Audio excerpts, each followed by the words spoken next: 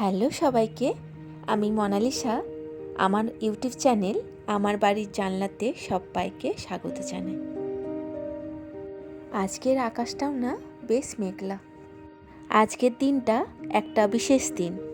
আজ হচ্ছে মা তুলসীর বিবাহ।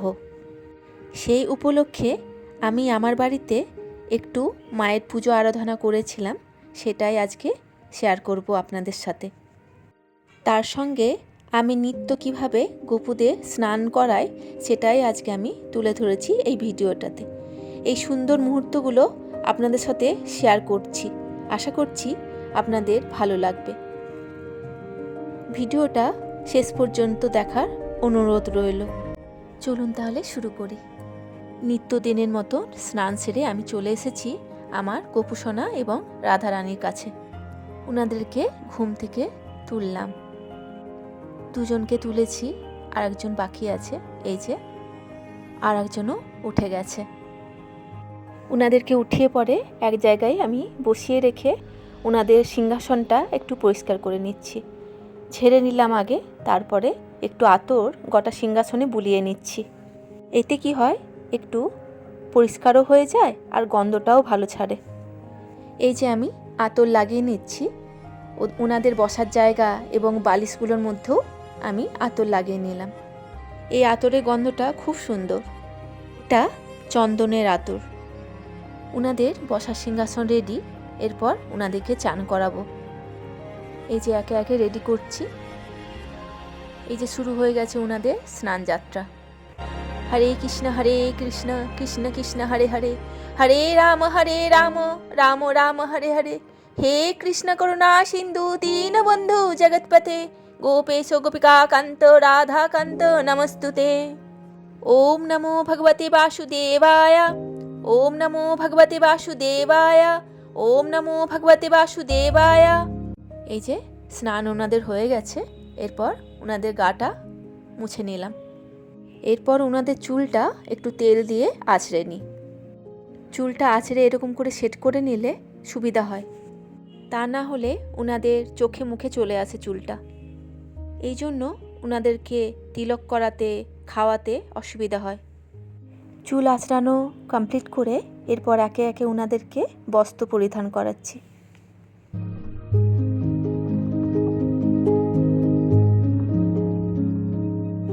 এই যে ওনারা পুরো রেডি। দেখুন একবার কি সুন্দর লাগছে, দেখে চোখই ফেরাতে ইচ্ছে করে না। এরপর সবশেষে আমি তিলক আঁকছি। এটা হচ্ছে কেশর চন্দন। এই চন্দন দিয়ে আমি ওনাদেরকে স্নানও করাই। গোপুদেরকে রেডি করে চলে এলাম ব্যালকনি। এখানেই রয়েছে আমার তুলসী মঞ্চ। তুলসী মাকে পুজো দেওয়ার জন্য সমস্ত সামগ্রী আমি রেডি করে নিয়েছি।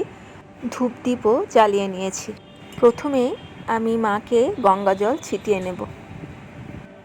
গঙ্গা জল ছিটানোর পর আমি নিজেও আচমন করে নেব। যে কোনো পুজোর আগে নিজের শুদ্ধিকরণটা আগে দরকার। নিজে আচমন করার পর পুজো শুরু করব। আরেকবারও পূজার সামগ্রী এবং চারদিকে গঙ্গা জল ছিটিয়ে নিচ্ছি। আর এর সঙ্গে ওম নমো ভগবতে বাসুদেবায় এই মন্ত্রটা জাপ করতে হবে। পুজোর জন্য যেটা আমার লাগছে এটা হচ্ছে মলি সুতো। এই মলি সুতোটা আমি 3 বার প্রদক্ষিণ করব মাকে, সেই হিসাবে কেটে নিচ্ছি। এই মলি সুতোটা কাটার পর একটা বাটির মধ্যে হলুদ নিয়েছিলাম। এই হলুদটা ওই সুতোটার মধ্যে লাগিয়ে নিচ্ছি।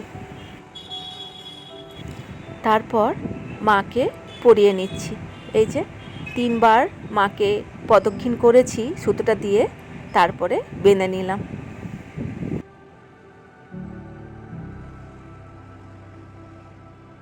মাকে লাল সুতো নিবেদন করার পর একটু হলুদ গুঁড়ো পাতার মধ্যে দিয়ে নিচ্ছি। সব পাতাতে অল্প অল্প করে লাগিয়ে নিচ্ছি। তারপর দেব একটু সিঁদুরের গুঁড়ো।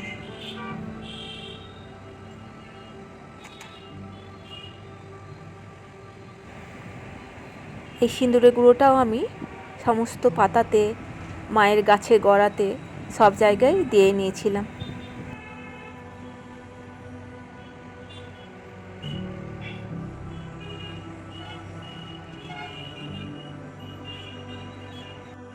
এসব করার পর এরপর আমি করছি মায়ের আরতি করে প্রণাম করলাম। এখানেও সবাই।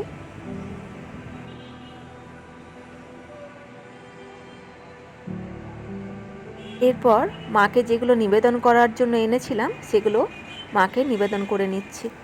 এইভাবে আমি আমার বাইরে তুলসী মঞ্চে পুজো শেষ করলাম।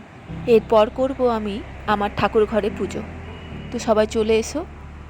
ওনাদেরকে রেডি করার পর আমি মা তুলসীকে মন্দিরে প্রতিষ্ঠা করেছি।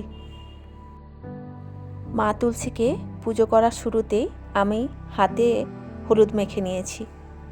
এরপর দিচ্ছি মায়ের গায়ে হলুদ এবং সিঁদুরের ফোঁটা। চেষ্টা করছি সব পাতাগুলোতে একটু একটু করে হলুদ আর সিঁদুরের ফোঁটা যেন ওনার গায়ে লাগে। এরপর দিচ্ছি লাল ওড়না। এর আগে কিন্তু আমি একটু গঙ্গা জল ছিটিয়ে নিয়েছিলাম। ওনাকে লাল চূর্ণি নিবেদন করার পর পুষ্প নিবেদন করছি। এরপর ওনাকে আমি মলি সুতো নিবেদন করব। তার আগে মলি সুতোটাতে আমি হলুদ মাখিয়ে নিয়েছিলাম। তারপরে 3টে গিট দিয়ে নিচ্ছি। এটা আমি 3 বার ওনাকে প্রদক্ষিণ করাবো।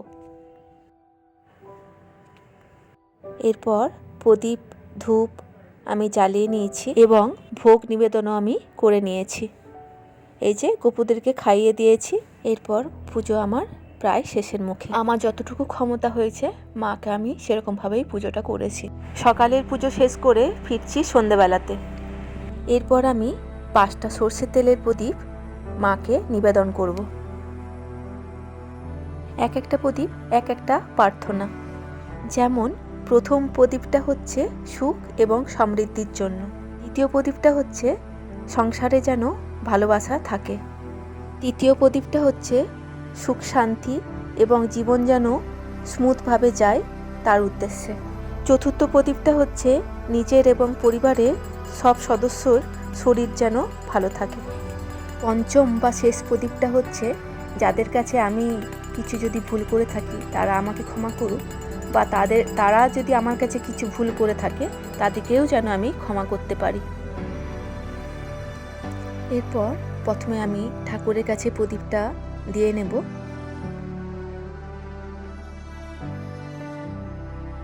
এবং একে একে বাড়ির সব জায়গাতে আমি প্রদীপগুলো দিয়ে নিচ্ছি।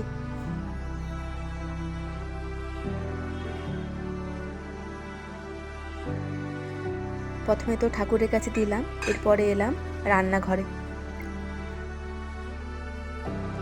রান্নাঘরে প্রদীপ দেওয়ার পর আমি যাচ্ছি আমার শাশুড়ি মায়ের শোবার ঘরে।